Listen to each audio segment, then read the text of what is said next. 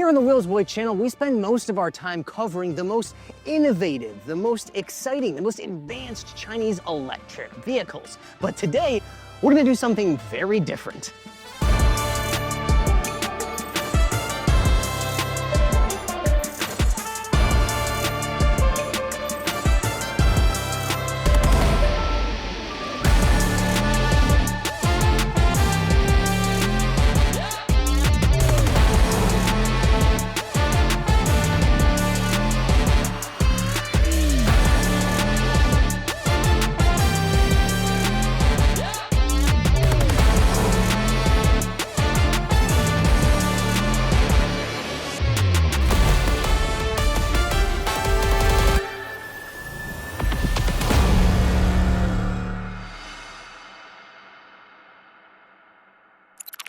Welcome to Wheels Boy, where we cover the newest, coolest, and wildest vehicles from the Chinese car market.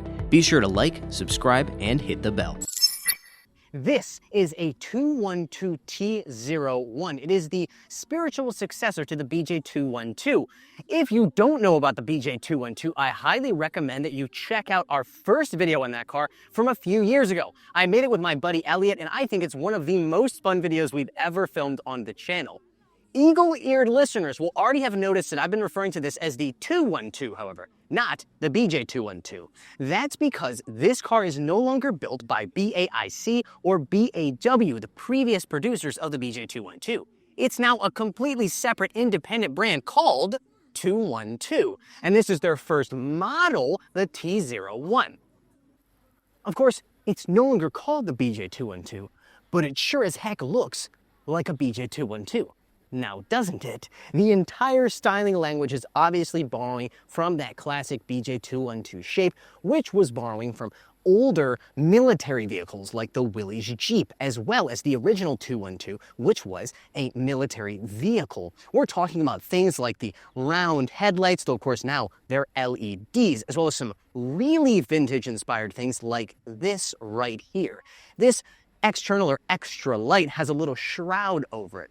Why? Because it's supposed to keep it from being spotted by airplanes from above during wartime. As we're going to talk about more in this video, this is a pretty hardcore off-road vehicle, but if you were looking for a car that was, say, this aesthetic, but one, much smaller, and two, had a pure electric powertrain, you might be interested in our review of the iCar V23. I did that with my co-host Jonathan. We went inside and outside of that soft rotor. So why do I refer to this as a hardcore off-roader? Well, let's talk about the specs and then you'll figure it out. For starters, you've got this, an optional winch here on the front end. Both axles, front and rear, are solid, just like a Jeep Wrangler. Now, the base version of this car doesn't come standard with any kind of locking differential, but you can option a rear locking differential on that car. The mid and upper mid-spec cars, those you get standard with a rear locking diff, and you can option a front locking diff if you choose to go whole hog. We're talking the top spec like this one, then you get a front and rear locking diff as standard. This top spec car also comes standard with the optional, on other specs, nitrogen-filled shock absorbers right here from the Atlas brand. It also has this as standard, which other cars do not get, a snorkel. This increases your maximum wading depth from the 850 millimeters of the standard cars to 910 millimeters. This is a design that's all about function over form, and arguably this new 212T01 is more functional than the BJ212 because it has a solid top. Now, in my opinion, any off-road vehicle that has a solid top is immediately 50% less cool than one that can remove the top, but here we are. And it does have some advantages in terms of the solidity of the construction. Take, for example, the windows of the old 212, which were plastic and, Oh. Plastic windows. These, however, real glass. God, ow. That's solid, that's glass.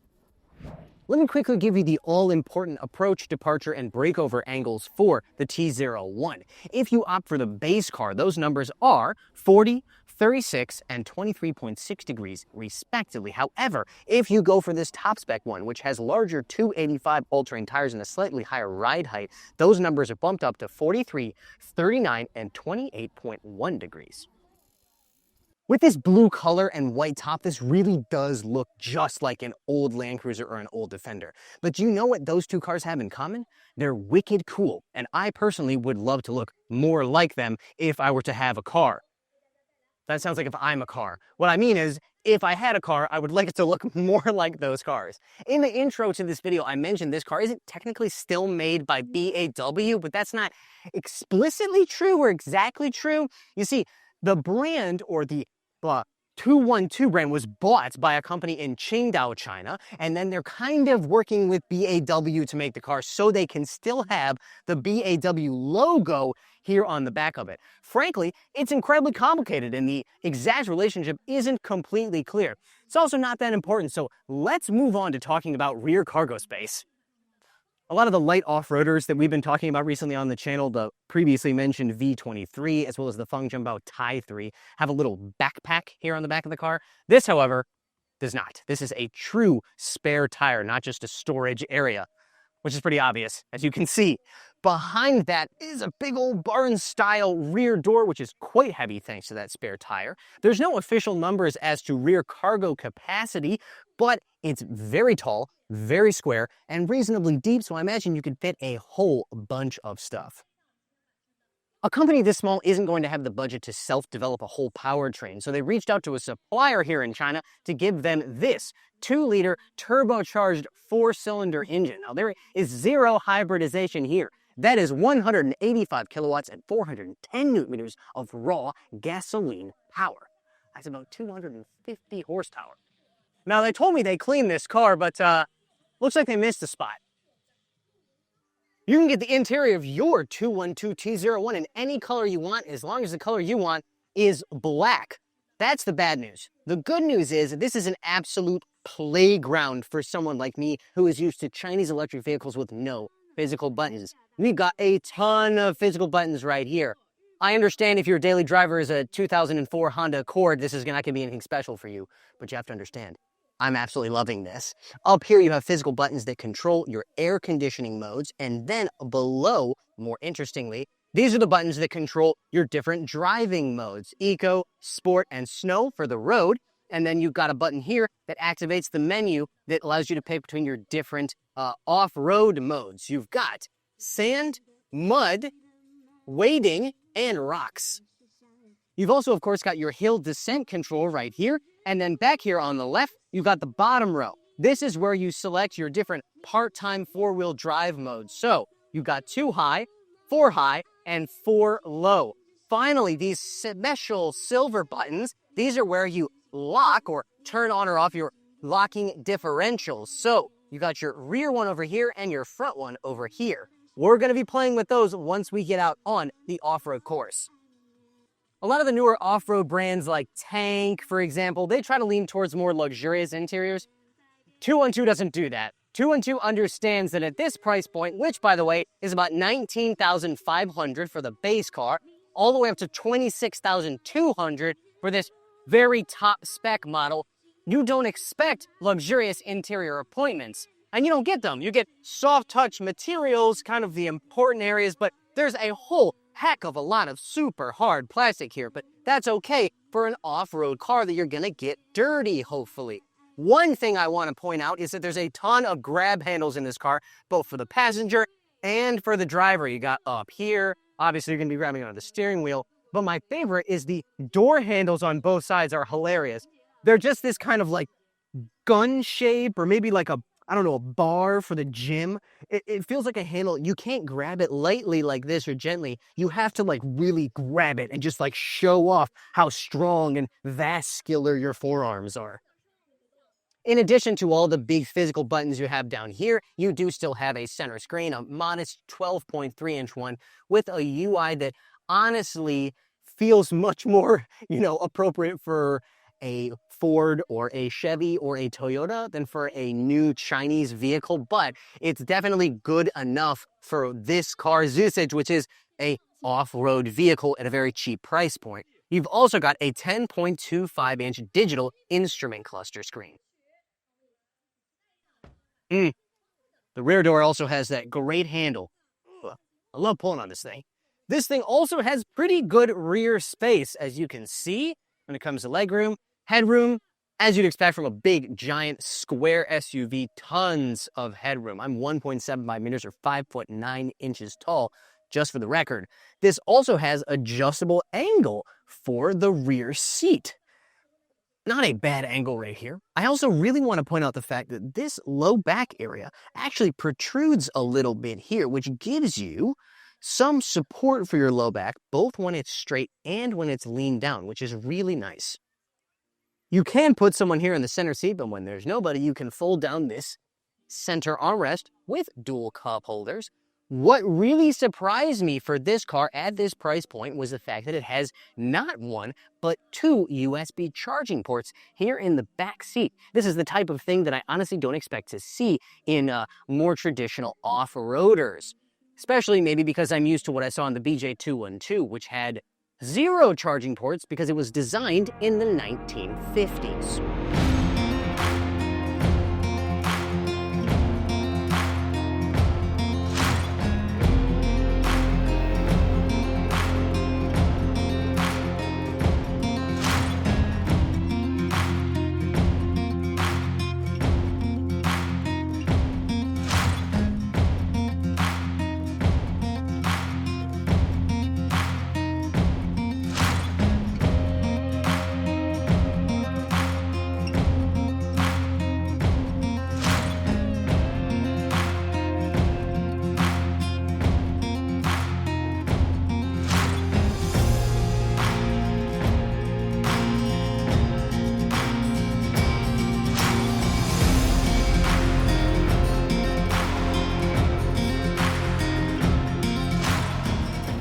The BJ212, which remember this is not a BJ212, this is a 212201, but the BJ212 is a very important car to China's off-road community. It's a pillar of the community, honestly. It plays the role almost akin to the Jeep Wrangler in places like the United States because, frankly, they're cheaper and easier to get your hands on than a Wrangler. This car, then, is very exciting for that community. It's an opportunity to get that 212 flavor, but in something that is honestly a lot more comfortable and a lot more modern than a 212. This has the 212 aesthetic, but it also has the adaptive cruise control. It's got the screen, but it's also got all the buttons. It's just kind of a great way to get all the things that they want from their 212. The only thing it doesn't give you is the discomfort of a 212. The 212 is ultimately, actually, one of the charms about it is that it's very, very uncomfortable. I've got it in 2-wheel drive. I just want to see how much of this we can get through in just 2-wheel drive. So the weighting depth of this car, actually I need to go up to the right, I think. The weighting depth of this car on the standard one is 850 millimeters. In this upgraded top spec with a higher ride height, bigger tires, it's actually, see if we can do this in 2-wheel drive. Oh yeah, easy, easy. Is actually 910 millimeters. I recommended that I lock the rear diff for that session, but I didn't actually need to. This one I might need to. I'm going to try to build up some speed here and see if we can get this through in one go. We're in 2-wheel drive. Come on, baby. ESP. ESP intervened. All right. It's time to. I don't know if this is how an actual off-roader would do this. They would probably, lock the diffs, put it in 4 low, but I think it's way more fun to just turn off the traction control or the electronic stability programming and see what we can do on our own when we put it in drive. Ready? Let's go. Come on, baby. Come on, baby. Come on, baby. Come on, baby. Oh, that was easy. That was easy. Oh, man. This thing does stuff in 2-wheel drive that most cars cannot do in 4-wheel drive. Or at least most standard road vehicles. Oh my God. Okay, we've got another rise up here. Now that I've taken that other earlier one so easily, I think I can do this one very easy. Oh yeah. Oh yeah. Easy peasy lemon squeezy. As I power over this, I cannot see, which is when I activate my cameras. There we go. That is why you have a 540-degree camera on a car like this, because I have the see-through chassis here. I have transparent chassis, and I've also got the front view, which is super useful when you're going up and over stuff like that, obviously. The off-road course, while fun, didn't present much of a challenge to the T01, even in two-wheel drive, but we did eventually encounter some obstacles that let us put the car's four-wheel drive system and locking diffs to work. With all the hardware working together, the T01 proved even more unstoppable than before. I started to say earlier that the BJ212, kind of the charm of it, the one that I drove was actually, even though it looked like a vehicle from the 60s, was I believe from the mid-2000s or early 2000s, but it truly drove like something that was from the 50s or 60s. And that was kind of the charm of it, was that it was an experience you can't get in modern vehicles. And honestly, I don't think that this car has that charm. And that's fine. I mean, it's going to appeal to a larger audience, but I do think that the hardcore BJ212 kind of owners are going to say, well, that's fine, but you've got a fixed roof and you've got glass windows and you've got all these comfort features that we don't have because we're hardcore. I regret that we didn't have the opportunity to take this car on public roads today, but this is a, why am I wearing these? I don't know, because it's raining. There's a off-road only event. I just want to say, I think that this car, apart from buying a used Jimny and modifying it in your garage, might be the biggest bang for your buck you can get in the entire off-roading world, regardless of what market you're living in. Thank you so much for watching this video. I'm going to hurry up and end it. Be sure to check us out on all of our social media. Oh my God, we're getting soaking wet. See you next time.